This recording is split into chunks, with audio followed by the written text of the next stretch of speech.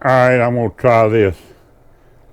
This is an evening video with the Fini A3 with the camera set back to factory default automatic, and I think it's alright. This looks a whole lot better to me than what I did with the camera straight overhead in the earlier video.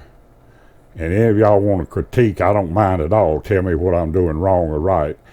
And Miss Bly come down there and was watching me, and she helped me. We recalibrated everything. When I reset the drone, I just went ahead and recalibrated all the compass settings, all the drone settings, and I'm just messing with it now, making sure it's all right. And don't she look so enthused to be down there with me? But I can't get over how little this drone costs and how damn well it performs. And y'all think I'm gonna hit that tree, but I didn't even see it. I was that close to the tree when I was videoing, so evidently I wasn't too close. But I'm gonna sneaky peek over the top of it. I like doing that. It makes me feel like a sneaky. And that looks a lot better with the sun coming from the back of me right there. That just looks better. So I don't think it's the camera's fault. I think it's my fault for not knowing how to adjust it with the sun directly overhead. And I am very well pleased with the quality of this video, especially compared to the other one. Now it does get a little bit washed out, but you'll see it kind of brought it back in. It took it a second or two, but it brought it back in. Now, the sun is right in there, and I think it's behind that cloud that that was not there. I think the camera sticks something over the sun and to protect itself. And I don't know, someone sticks some other things. That one looks like it sticks a cloud over it, which is neat. I think it don't show up as a purple fuzzy ball or a black and something other. I kind of like that look. Put a cloud over the thing to prevent the sun from glaring in the lens too much. Now, if y'all will look right there in the center almost of the skyline, the tree line over yonder, it looks like a pipe. Right at the top of the screen now, it looks like a pipe, big old pipe standing up there. And that's because it is a big old pipe standing up there. That's called a stand pipe. It's a water tower. I don't know, I've never seen very many of them, but it's full of water, and it's what the city of Reidsville uses to help keep the water pressure up. And it's got a tube at the top. If it gets too full, it tubes spreads the water out. It flows out to keep it from, busting the pipe. And that thing leaks. They fixed that thing off and on over years, but I remember that thing has always been as far as I can remember. And I've got a little buddy flying around, a chimney swift or a barn swallow or something. I think it's a chimney swift, and he's not liking me being there. And I didn't see him. Sarah did, but I didn't see him. Miss Bly did, but I didn't see him to start with. She said he was out there, but I ignored him, hoping he'd leave me alone, because he'd make a mess of everything if he got them props spinning them in thousands and thousands of RPMs. But you can notice now the sky is still a little white when it should be a little darker blue. But the tree line looks better, and the farther around you go away from it with the sun to your black, the more back to more blue the sun looks. I mean, the skyline looks, the sky looks, and that's a good thing. So I'm not too ashamed of this video. It seems to be doing all right. And I give a shout out a while ago to JD Quad for trying to help me, and I think he's going to be a tremendous help. And Bill M. and Captain Drone, and I left out my buddy SouthPaw. I don't know why I done that, how I done that, but SouthPaw has been such a tremendous encouragement and help to me in these endeavors.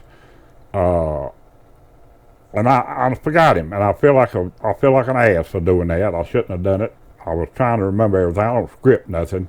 You tell I don't script nothing, and I need to take a few notes so I remember things, but I don't.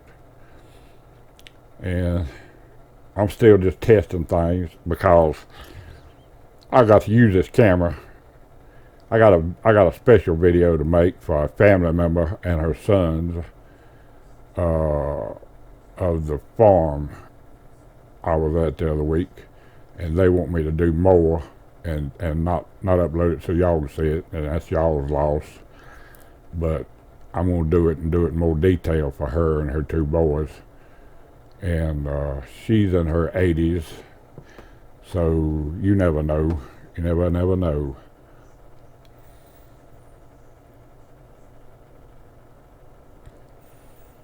But that's not bad right there. That's not bad. And the sun is off to the left just a little bit.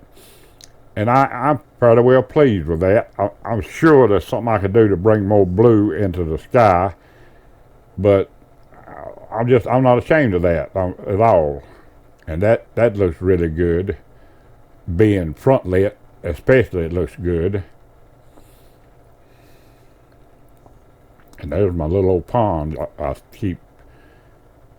I can't get down there without causing a ruckus, and now I can at least look at it anytime I want to, and there ain't a damn thing nobody can do about it. I spent many hours walking in woods. That green flat field over there used to be planted in something, I don't remember what it was. I was a little, but I believe they planted in soybeans for a while. Every now and then they planted in something else. Might have had some corn in it.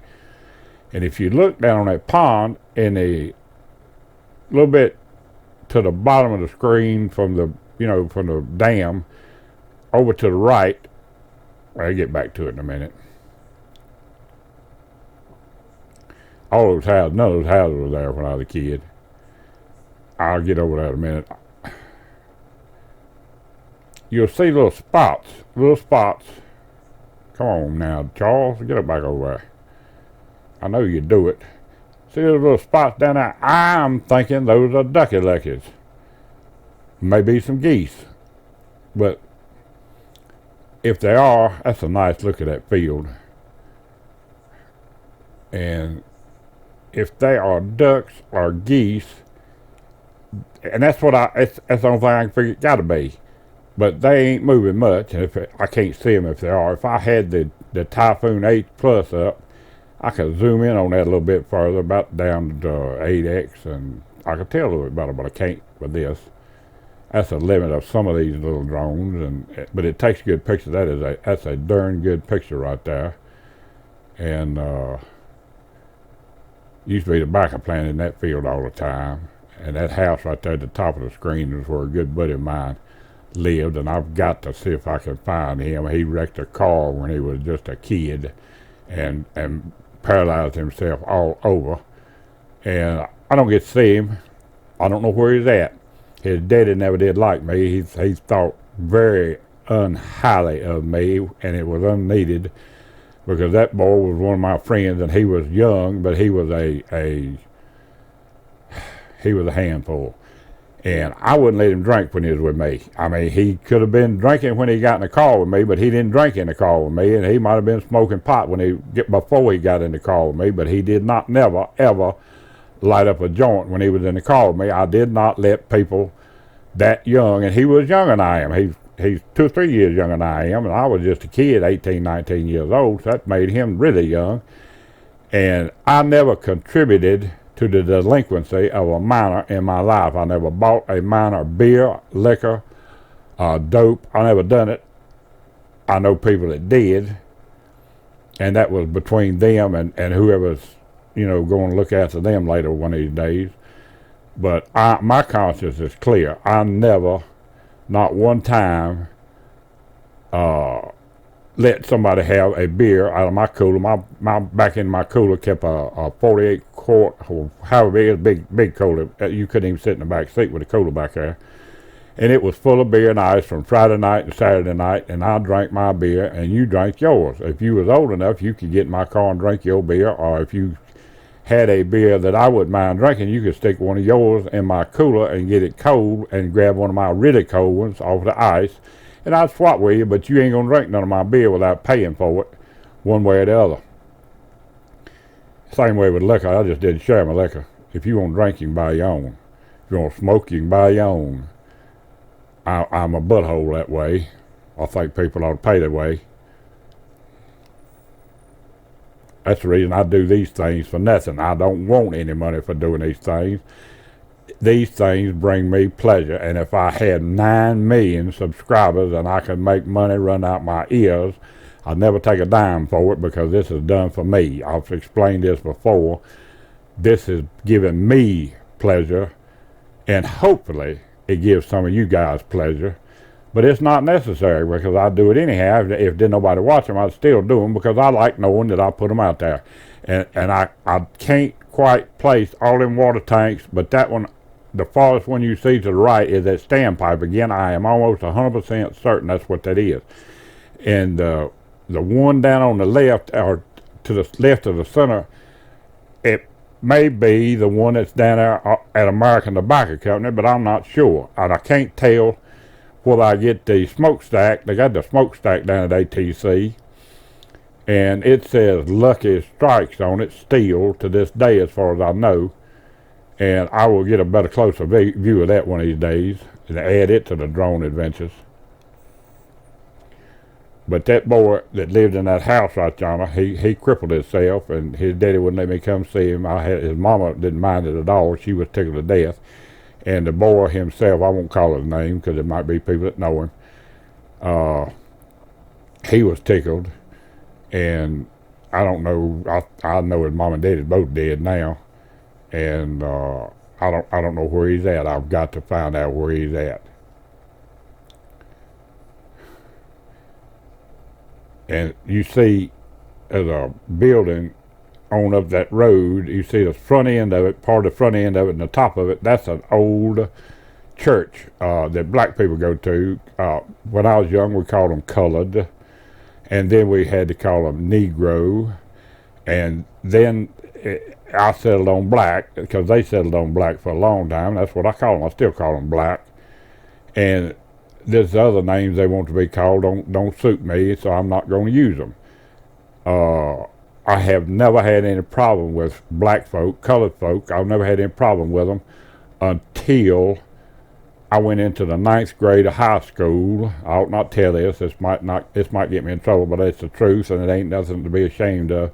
But my 9th grade in school, I was going to Reidsville Junior High in 8th grade, and in the 9th grade, it was still Reidsville Junior High, but the year before it had been Booker T. Washington High School, and it was a black school, and it was a nice school. It was the newest school in town. They had a hell of a good school. It was beautiful for schools, and they had their own basketball, football teams, all their own teams, and they were good. They were good, and the government decided to integrate us. And I didn't care. They just folks to me. And there was some on their side that didn't care. We were just folks to them. But it was rough on the little town of Reidsville that year. And the next year was even worse. Because nobody wants your school taken away from you. And it wasn't my fault. I didn't ask to go to that school. And they didn't ask to have me there. But it was forced on us. And it was just a terrible, terrible situation. I won't go into detail, but it was a whole lot of bad stuff went down.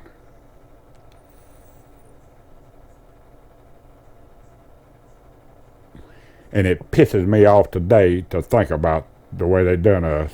I mean, it could have been done more gently than what it was. I don't know how, but surely the grown-ups have got more sense than us 14, 15, 16-year-old kids. They could have done better than they'd done, instead of just all of a sudden saying, this is where it's going to be, and ain't nothing you can do about it. Now, the detail in the grass with the sun where it's at now in the shade, it's looking better, and I'll get off that crap. And this drone is so nice. You just aim it at the ground and you drive it right into it, but you can stop right there. And I was pretty close. I wasn't real close, but you can see I'm blowing the grass, so that means I was pretty darn close. And I raised it up, and I'm looking around, and there's my plastic stump that I use now, so I don't have to bend over so far, and there's a landing pad. And like I said, these batteries have been lying to me.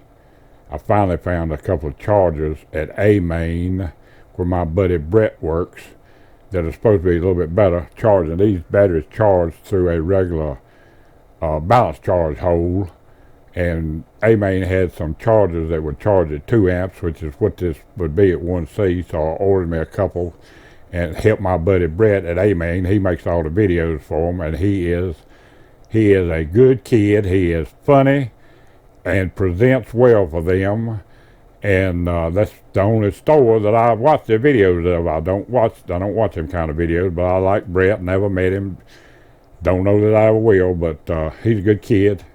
And I'm bouncing around trying to land, and I found out this thing cuts the camera off when you land and shut the motors off, so I'm going to shut up right now and do the end screen. Thank you for watching. Give me a thumbs up. Subscribe. Leave a comment below. Tell me what you liked. Tell me what you didn't like. Y'all have fun, play safe, and remember to always endeavor to persevere.